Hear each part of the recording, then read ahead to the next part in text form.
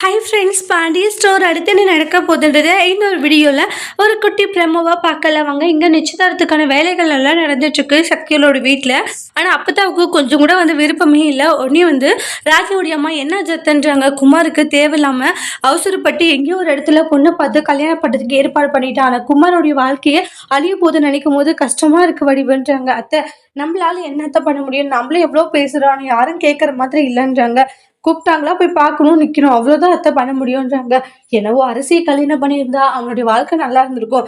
அத்தை, நீங்கள் கூட அரசி பற்றி யோசிக்கணும். குமார் இவ்வளோ விஷயங்கள் பண்ணுறான் செய்கிறான். அப்படி இருக்கும்போது எப்படி அரசியை கல்யாணம் பண்ணிக்க அவங்க வீட்டில் இருக்கவங்க ஒத்துப்பாங்க? நம்ம கூட ஒரு பொண்ணு வச்சுட்ருக்கோம் அத்தை, நம்ம கூட அது மாதிரி நம்ம ஒத்துக்க மாட்டோம் அத்தை. எல்லா பக்கம் இருந்து யோசிக்கணுன்றாங்க. குமார் நல்லவனால இருந்தா, ஓ நல்லவன், இவன் நல்லா பார்த்துப்பான், கல்யாணம் பண்ணி கொடுக்கலாம், என்ன நடந்தாலும் சரின்னு எல்லா பிரச்சனைகளையும் தாண்டி பண்ணி வச்சா நல்லா இருப்பாங்க. ஆனால் குமார் எப்படின்றது நம்மளுக்கே தெரியும். தெரிஞ்சுமே அரிசி ஒரு கிணத்துல தள்ளி விடுற மாதிரி நம்ம பண்ணிடக்கூடாது இல்லையா அப்படின்றலாம் சொல்லி பேசிட்டு இருக்காங்க. இதை கேட்டுட்டு சக்தியால் ஷாக் ஆகுறாங்க.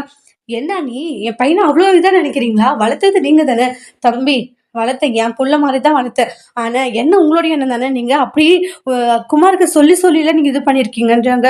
அவன் ரொம்ப நல்லா வளர்ந்துருப்பான், ஆனா நீங்க தான் அவனை பாதி கெடுத்துட்டீங்க. இப்ப என்ன என் பிள்ளைக்கு என்ன குறைச்சல், அவன் நல்லா தானே இருக்கான் அப்படின்ட்டாங்க. நல்லா இருக்கிறது இதுல தம்பி, கேரக்டர் நல்லா இருக்கணும், ஆனா அவன் கேரக்டர்ல சுத்தமாலாம் மாறி போயிருக்கான்றாங்க. எல்லாத்தையுமே நீங்க மாத்திட்டீங்கன்றாங்க.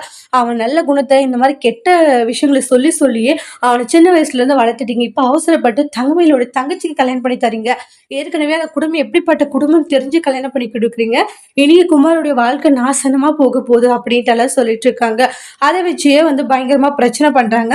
என் பையனுக்கு ஏத்த பொண்ணு அவ, கண்டிப்பா அவங்க சந்தோஷமா வாழ போறாங்க, நீங்க பார்க்க தான் போறீங்கன்னு சொல்லி சவால் விட்டு போறாங்க. அதோட இந்த பிரமும் முடிச்சிருக்காங்க. தேங்க்யூ.